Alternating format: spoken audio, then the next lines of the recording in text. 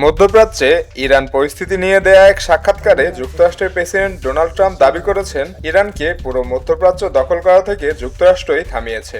একই সঙ্গে তিনি বলেছেন, চলমান সংঘাতের প্রেক্ষাপটে উপসাগরীয় দেশগুলোতে হামলার লক্ষ্যবস্তু হিসেবে ধরা হয়নি। ফক্স নিউজে সম্প্রচারিত এই সাক্ষাৎকারে ট্রাম্প বলেন, গত গ্রীষ্মে ইরানের পারমাণবিক স্থাপনাগুলোতে যুক্তরাষ্ট্রের হামলায় ইরানের পরিকল্পনা ভেস্তে দেয়। তার ভাষ্য, ওই হামলা না হলে কয়েক সপ্তাহের মধ্যেই তেহরান মধ্যপ্রাচ্যের বিভিন্ন দেশে আক্রমণ চালাতো।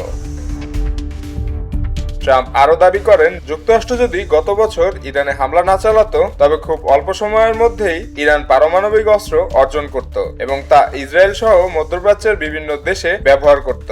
একই সঙ্গে তিনি 2015 সালের ইরান পারমাণবিক চুক্তি নিয়ে বারাক ওবামার প্রশাসনের সমালোচনাও করেছেন।